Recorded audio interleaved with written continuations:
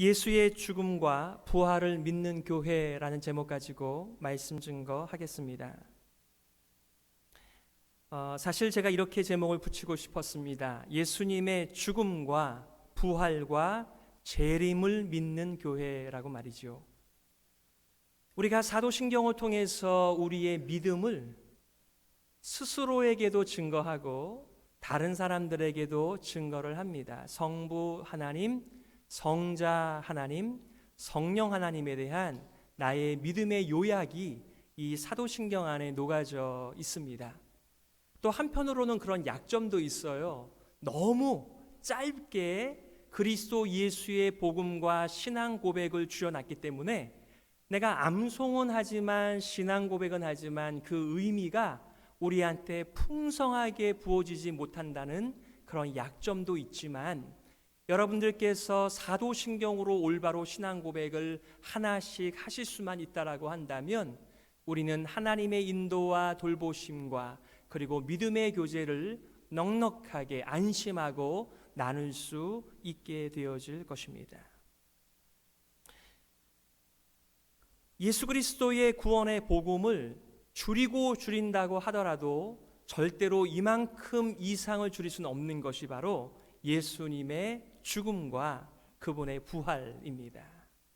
이 두 가지를 빼놓고는 예수 그리스도의 구원과 복음을 설명할 다른 길이 없어요.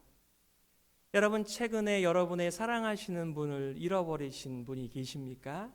여러분의 가족 중에서, 여러분의 친척 중에서, 여러분들의 또 친구들 중에서 여러분들께서 잃어버리신 경험들이 있으신지요? 왜 없으시겠어요? 그분들이 떠나가셨을 때에 그분은 오래된 것처럼 보이지만 여전히 그분이 움직이고 함께 지냈던 빈자리들이 여러분들에게 여전히 텅 빈 채로 비어져 있어서 여러분들에게 계속해서 아픔과 그리움들을 전달해 주고 있을 것입니다. 오늘 본문의 말씀은 제가 기회가 있을 때 특별히 장례식장에서 이 말씀을 많이 나누는 본문이기도 합니다. 제가 잘 아는 어떤 집사님은 이제 자신의 그 부인을 잃은 지가 1년이 되었는데 1년 동안 어떻게 자신이 인생을 살았는지 모르겠다라고 이렇게 얘기를 합니다. 물론 비즈니스도 합니다. 자녀들을 돌보기도 합니다. 여러 가지 일들을 하지만 한 해 동안 자신이 아내 없이 어떻게 살았는지 정신이 멍한 상태로 살았다라고 얘기를 하면서 이제는 정신 차리고 살아야죠 라고 하는 말을 들어본 적이 있어요. 여러분, 지성인 중에 지성인으로 알려진 이어령 교수님 같은 경우에는 자기의 딸 이민아 목사를 하나님께 먼저 보낸 다음에 그의 마음을 잘 표현한 글들이 나와져 있습니다. 여러분, 죽음 앞에서 담대하고 당당하고 죽음을 무시할 것만큼이나 미래에 대한 소망으로 가득한 사람은 세상에 별반 없는 것 같아요. 아무리 믿음이 좋은 사람이라고 하더라도 사랑하는 사람을 잃어버리게 되면 그 충격은 세상의 그 어떤 충격보다도 오래가고 굉장히 힘든 세월들을 보내게 되는 것을 우리가 잘 압니다. 여러분, 세상의 죽음에 대한 이해는 무슨 이해를 가지고 있어요? 그분들은 죽으면 끝이다, 다 끝났다. 그래서 우리가 살아있어야 뭐라도 먹을 수 있으며 무엇이라도 입을 수 있으며 무슨 일이라도 가치 있게 할 수 있는 일이 아닌가라고 대부분의 사람들이 그렇게 생각하는 것 같아요. 데살로니가 교회는 사도 바울이 짧게는 3주 정도밖에 있지 않았다고 말을 하고 어떤 분들은 몇 달 머물렀다라고 얘기하는 굉장히 어린 교회라고 말할 수 있어요. 그럼에도 불구하고 그들이 하나님을 향한, 예수 그리스도를 향한 얼마나 든든한 믿음을 가지고 살았는지 모릅니다. 그들은 디모데를 통하여 혹은 직접 그랬는지 모르겠지만은 그들의 신앙생활 속에서 너무나 궁금한 이 죽은 자들에 대한 관심을 표현하였는데 이것에 대한 답변이 오늘 저와 여러분들이 함께 봉독한 본문의 말씀입니다. 데살로니가 교회는 설립된 지 얼마 되지 않은 어린 교회였습니다. 그들에게는 많은 질문이 있었습니다. 특히 예수님을 믿다가 먼저 죽은 사람들에 대한 염려가 남아있는 성도들에게 있었습니다. 자기들을 떠나서 분리가 되어진 그들은 어떻게 된 것일까? 예수님을 떠나서 분리가 된 그들은 어떻게 될 것인가? 살아생전에 예수님을 맞이했어야만 하는데 라고 하는 가득한 아쉬움을 가지고 지금 이런 질문을 사도 바울에게 하였던 것입니다. 여러분, 그 당시에 헬라 사람들이나 로마 사람들은 죽음을 절망으로 이해하여 통곡하였습니다. 사도 바울은 그들을 향한 단순한 인간적인 위로가 아닌 하나님의 약속의 말씀에 근거하여 성도들을 위로하고 있는 모습이 오늘 본문의 말씀이죠.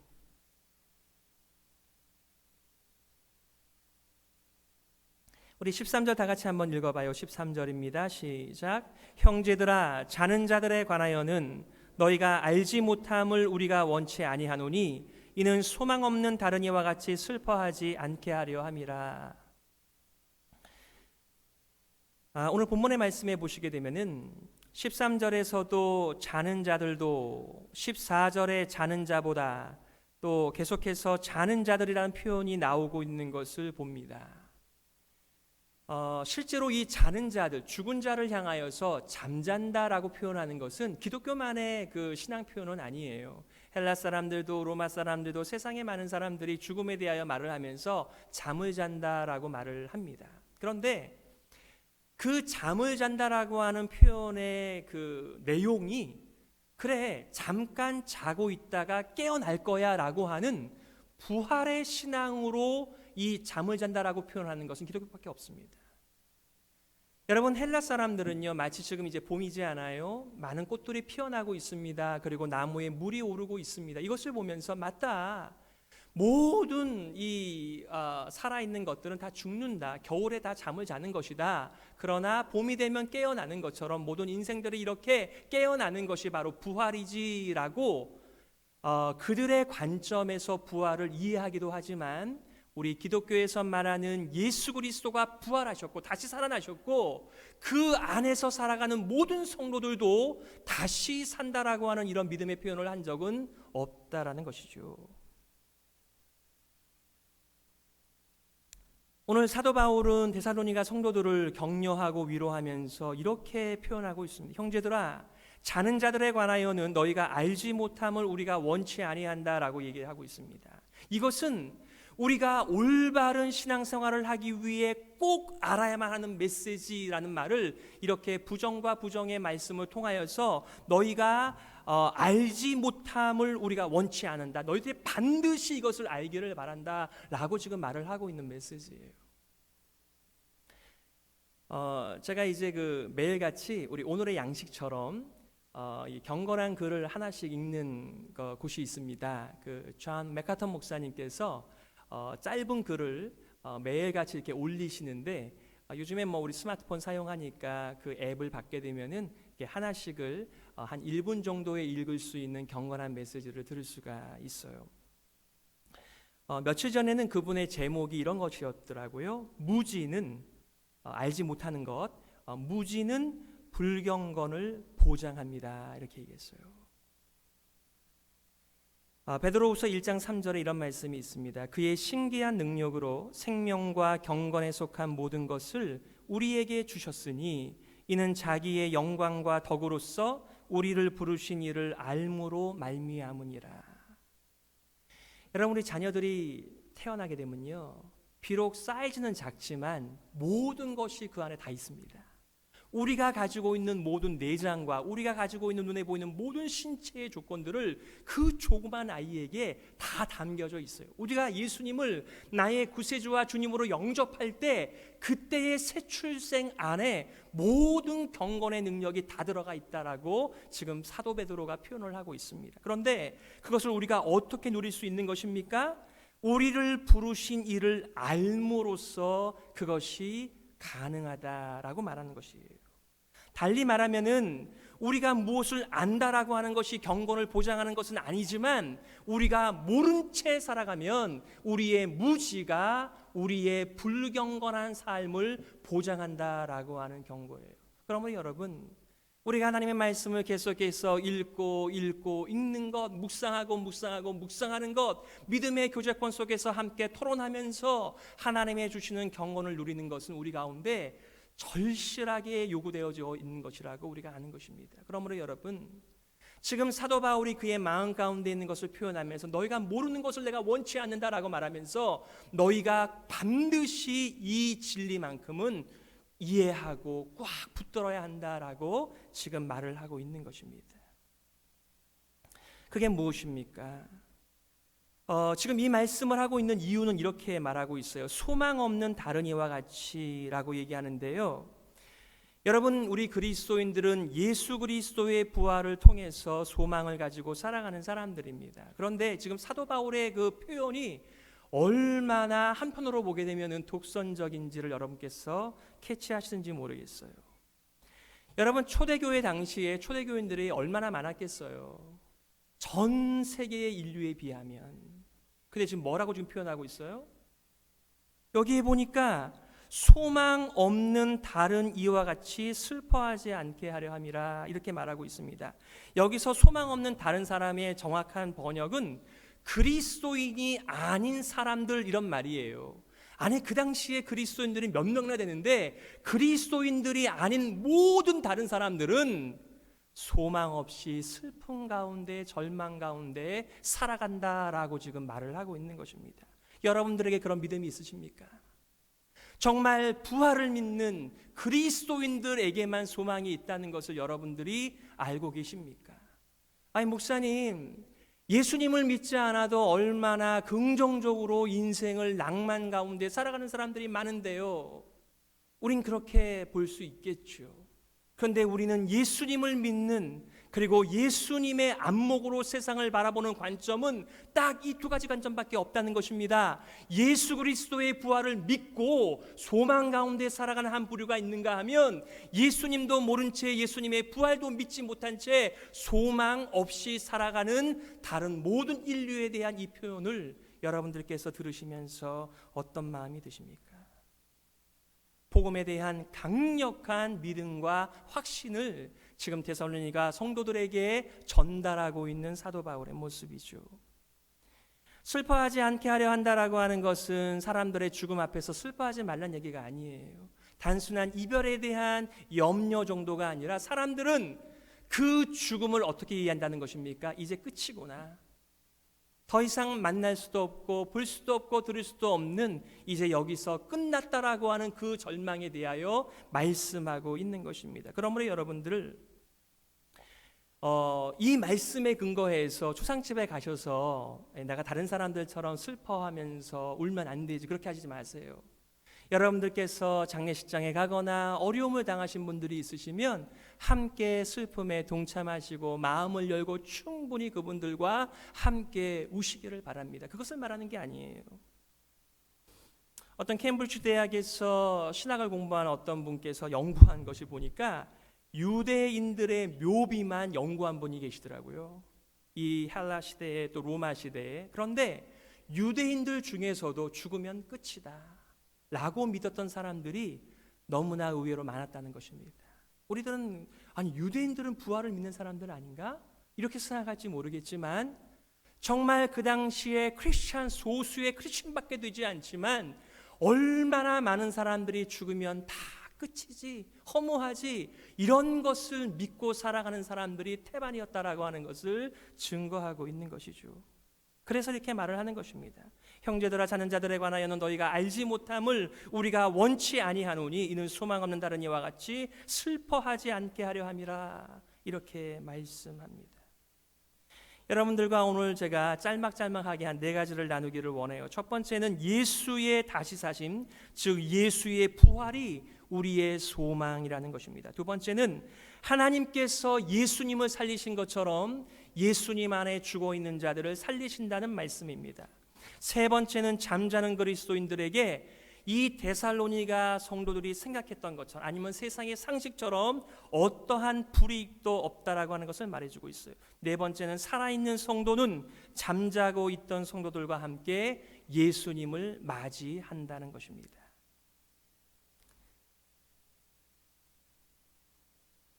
첫 번째는요, 누군가 슬픔 가운데 죽음 앞에서 절망하며 괴로워하는 인생 앞에서 그들을 위로할 수 있는 근거는 한 가지밖에 없다는 거예요. 그게 뭐예요? 예수께서 부활하셨다는 것 말이에요. 14절을 보겠습니다. 우리가 예수의 죽었다가 다시 사심을 믿을진대, 이렇게 얘기했습니다. 다시 한번요. 우리가 예수의 죽었다가 다시 사심을 믿을진대, 이렇게 얘기했습니다. 만약에 우리가 예수님의 죽었다가 다시 사심을 믿지 못한다면 우리가 누군가를 위로할 만한 위로의 근거가 없다라고 하는 것을 말하고 있는 거예요. 하지만 만약에 우리가 예수의 죽으심과 그분의 3일 만에 부활하심을 믿는 사람이라고 한다면 내가 계속해서 말을 이어서 좀 해보겠다, 이 말을 하고 있는 것이죠.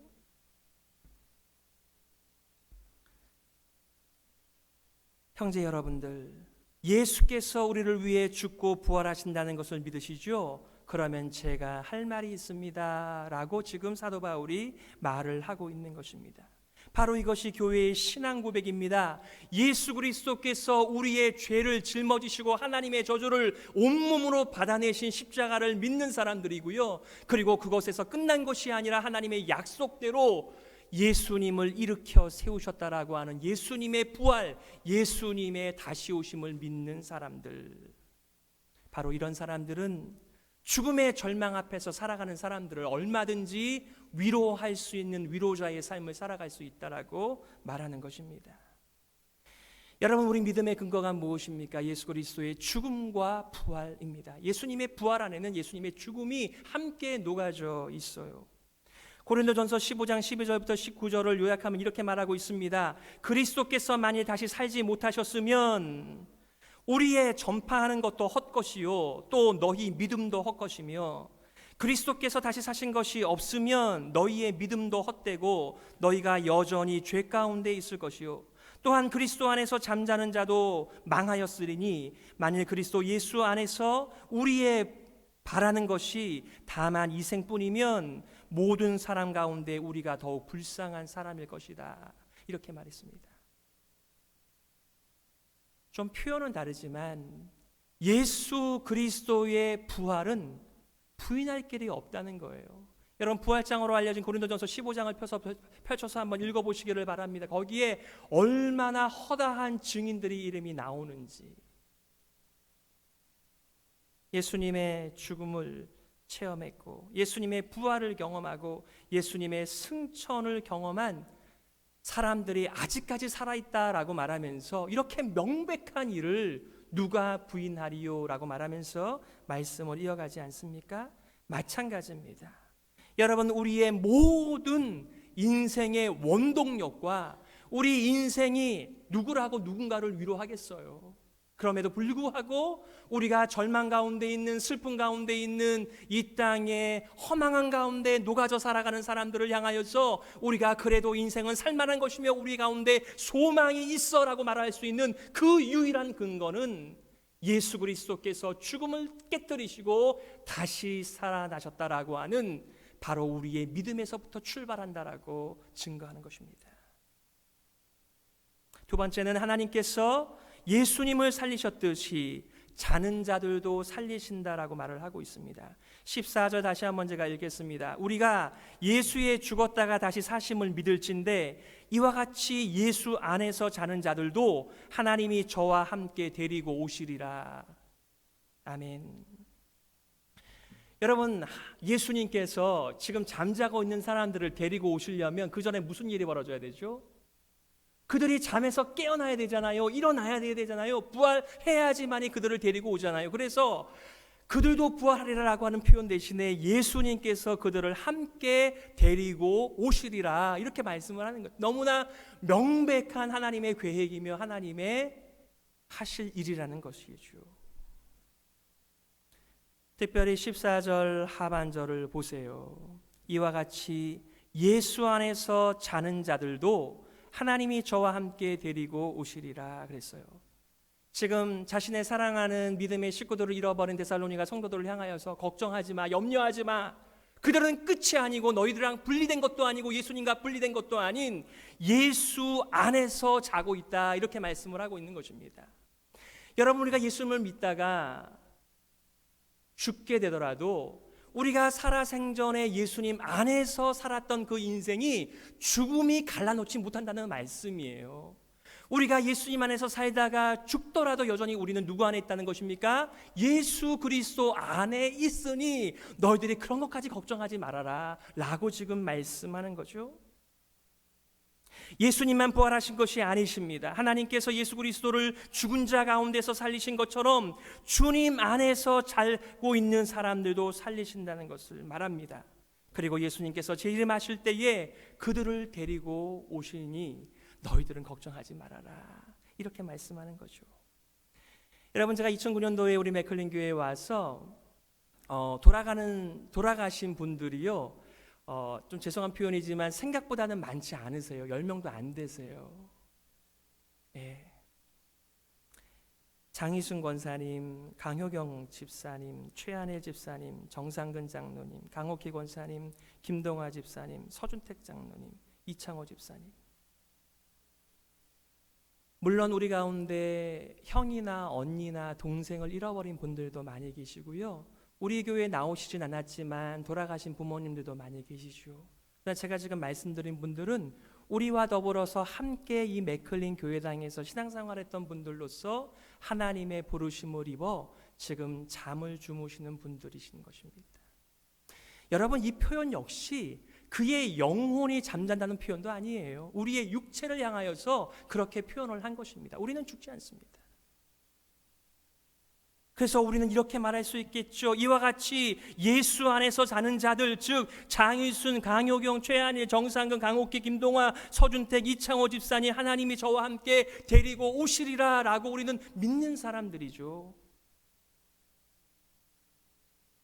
그렇기 때문에 잠시 이별이 힘들기도 하고 어렵기도 하겠지만 우리는 부활하신 예수님 안에서 우리의 신앙이 더욱더 견고해지면서, 그렇지, 내가 당장 보이고 느끼고 들리는 것만을 위해 살아가는 사람들이 아니라 영원한 부활을 믿는 사람답게 내 인생을 가치 있게 살아야 되겠지라고 결심하는 것이, 그 근거가 바로 예수 그리스도의 말씀 가운데, 그분의 부활 가운데 있다는 것을 여러분들에게 말씀드리는 것입니다. 죽음이 끝이 아니에요. 죽음이 끝이 아니라고요. 예수님 안에서, 그리스도 안에서를 여러분 잘 기억해 보십시오. 그리스도의 죽음과 부활에 의해서 그 존재는 현재뿐만 아니라 미래까지 예수님 안에 있는 사람들입니다. 그래서 사도 바울은 이렇게 고백한 적이 있어요. 빌립보 성도들을 향하여서 이는 내게 사는 것이 그리스도니 죽는 것도 유익함이라. 그러나 만일 육신으로 사는 이것이 내 일의 열매일진데 무엇을 가릴는지 나는 알지 못하노라. 내가 그 두 사이에 끼었으니 떠나서 그리스도와 함께 있을 욕망을 가진 이것이 더욱 좋으나, 이렇게 표현합니다.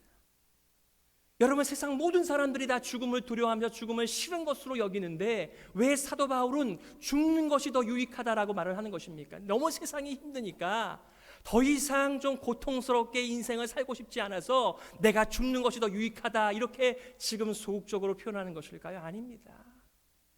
지금 내가 이 땅에 살면서도 그렇게 힘들고 모질고 어려운 일들을 많이 겪음에도 불구하고 내가 예수 그리스도 안에 살기 때문에 누리는 이렇게 유익이 큰데, 내가 죽어서 예수님 안에 거하는 그 삶은 얼마나 더 많은 유익이 있겠는가라는 표현이죠.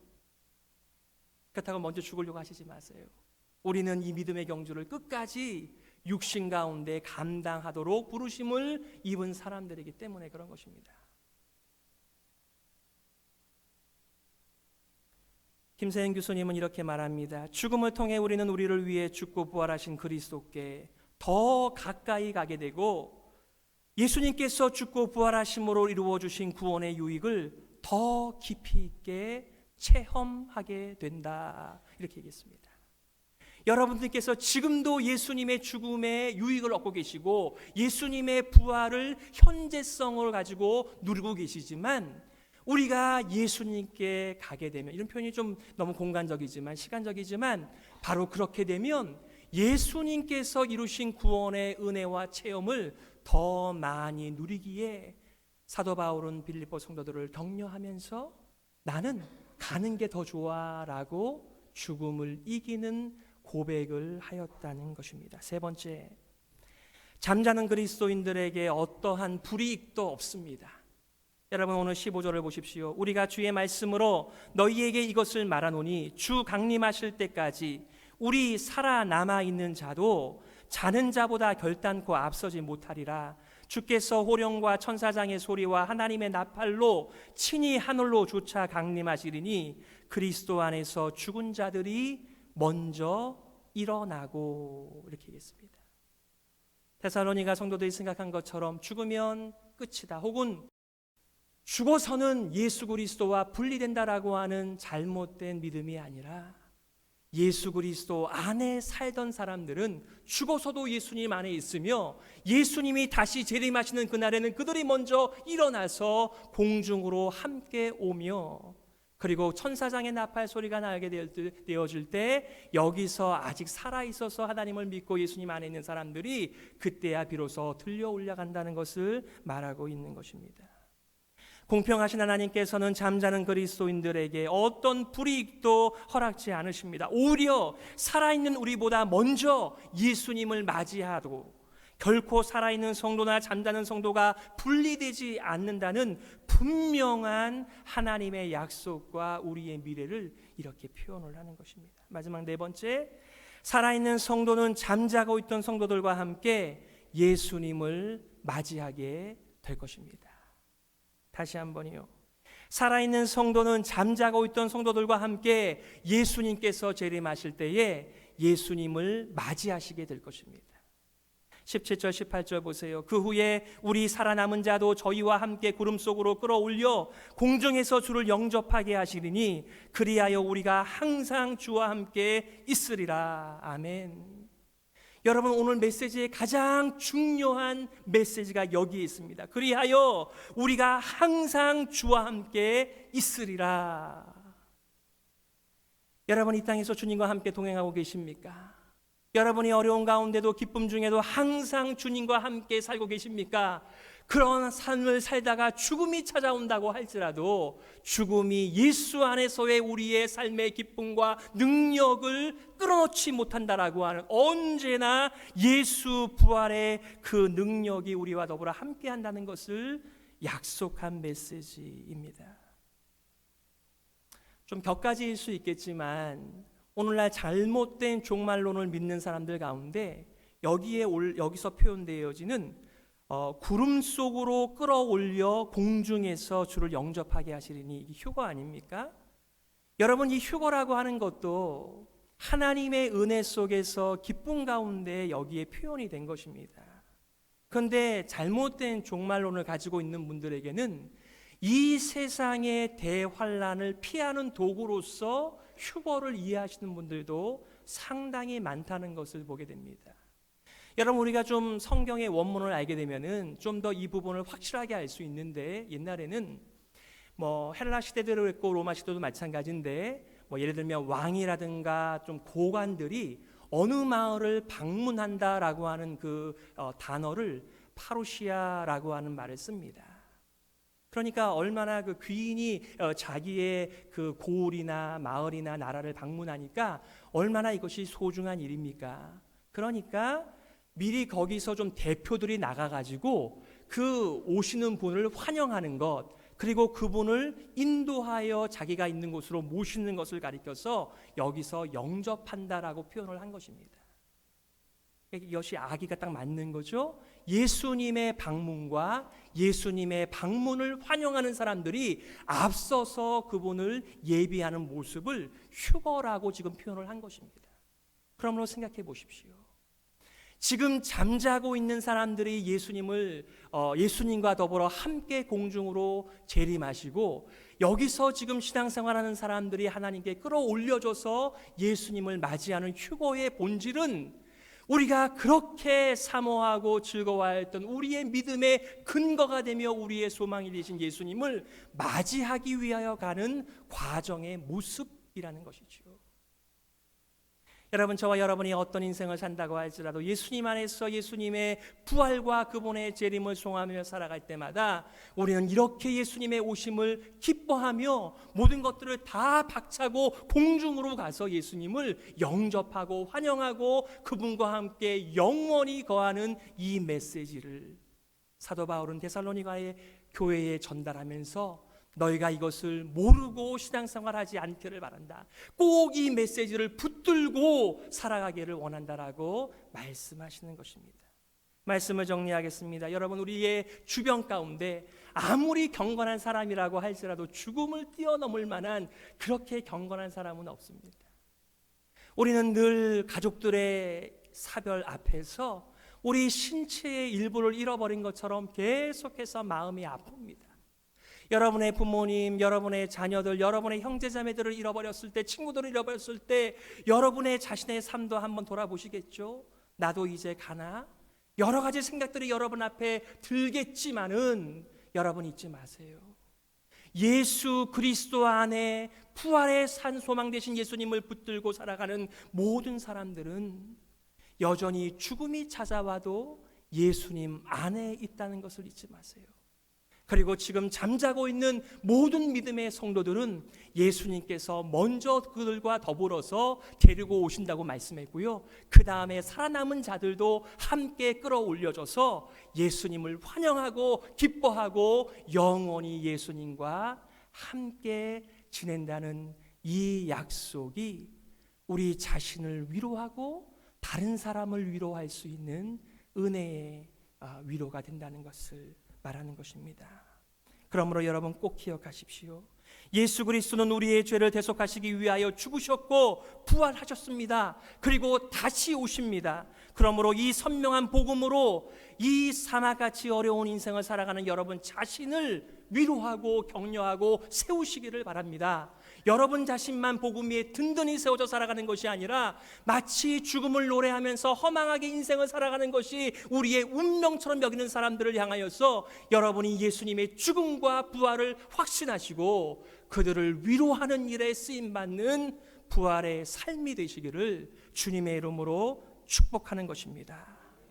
예수 그리스도께서 우리들에게 말씀해 주신 것을 기억하십시오. 사도 바울이 우리들에게 말씀해 주신 것을 기억하십시오. 그리고 여러분들이 이 말씀을 증거할 때 이 말씀을 기억하면서 인생을 추스리면서 그리스도 예수의 부활로 살아가는 위로의 삶이 우리 가운데 있게 되어질 것입니다. 하나님께서 우리 교회를 이렇게 사용하여 주시기를 간절히 소망하는 것입니다. 함께 기도하시겠습니다.